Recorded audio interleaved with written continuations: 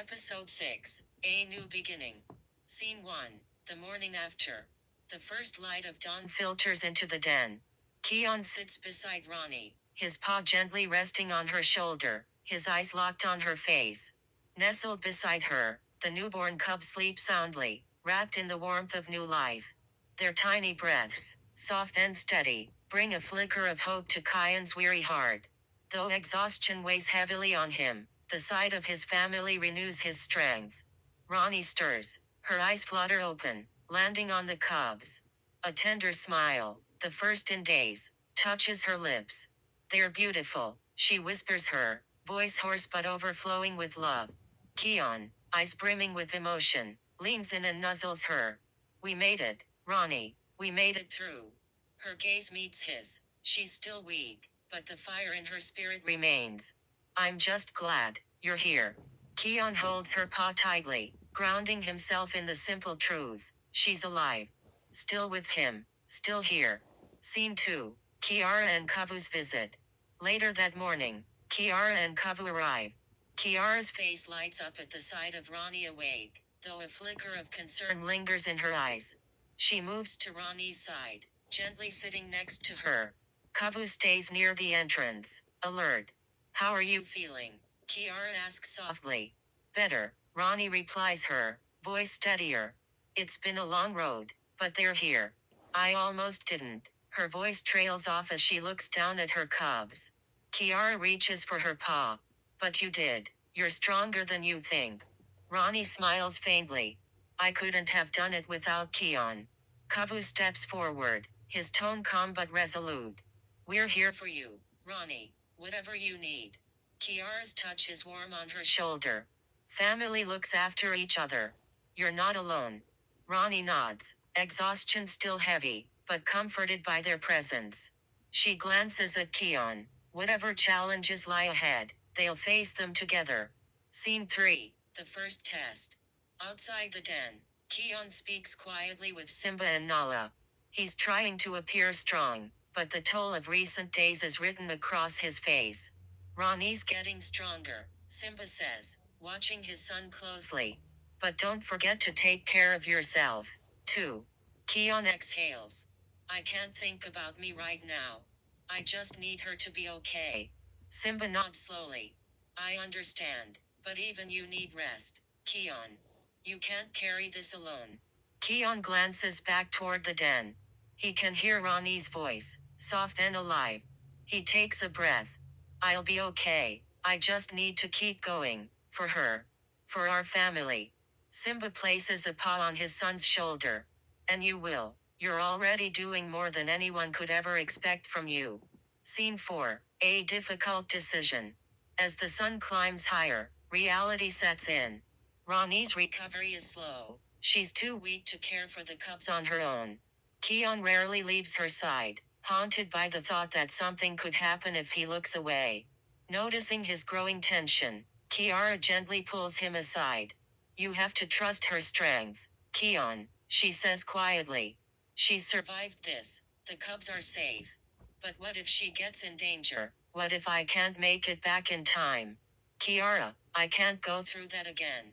Tears start to flow down his eyes. I can't risk losing her again. Kiara takes his paw. You've done everything you can. And Ronnie knows that. You don't have to carry this alone. He looks toward the den. Torn. Feeling torn between protecting his family and finally giving himself some I just wish I could do more. You're doing enough, she assures him. Being here matters. Don't forget that. Scene 5. A new challenge. As night falls, a distant roar cuts through the quiet. The ground trembles. Kyan's ears twitch, his senses sharpening. Something's wrong, he says, rising to his paws. Ronnie stirs. What is it? I don't know yet, Keon replies, already moving. But I'll find out. Outside, the lion guard waits. On the horizon, dark shapes move, too many to be a coincidence. Bunga's voice is uneasy. That's not just one roar, that's a whole pack.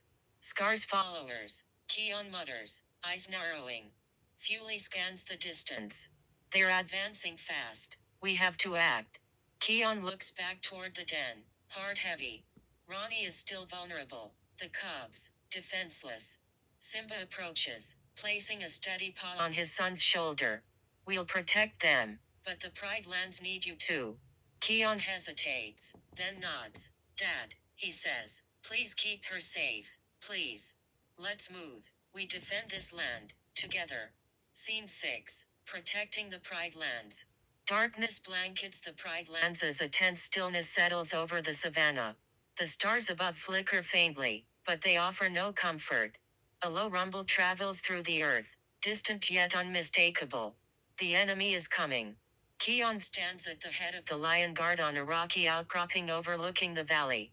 Behind him, Surik and a group of seasoned lionesses wait in the shadows. Below, silhouettes emerge from the brush, lions and hyenas, rough and battle-worn, their eyes glowing with malice. There are more of them than we thought, Fully murmurs, crouched beside Keon. Her ears are pressed flat, her eyes scanning every movement. Kyan's jaw tightens. They're Scar's loyalists. They're not here to talk. Boonga thumps his chest. Good. I've been waiting to knock some sense into them. Focus, Boonga. Ono warns from above, circling, in tight loops. There are at least 20, mostly lions, but I count at least 7 hyenas flanking from the east. Keon steps forward, voice low but commanding. They're trying to divide us. If we scatter, they'll overwhelm us. Keon turns to the guard. Stay close. We hold the line. We protect the Pride Lands, and each other. The collision is thunderous. Keon meets the enemy head on, slamming into a rogue lion with a growl that echoes across the battlefield. He dodges a claw swipe, counters with a powerful shoulder ram, and sends the lion sprawling. His body moves on instinct, fluid, forceful, focused. To his right, Fully sprints in dizzying arcs, drawing enemies away from the center. Her speed is a blur, confusing even the most experienced fighters. She ducks under a lunging lioness and delivers a sharp kick to her flank, sending her tumbling. Too slow, she mutters, racing on.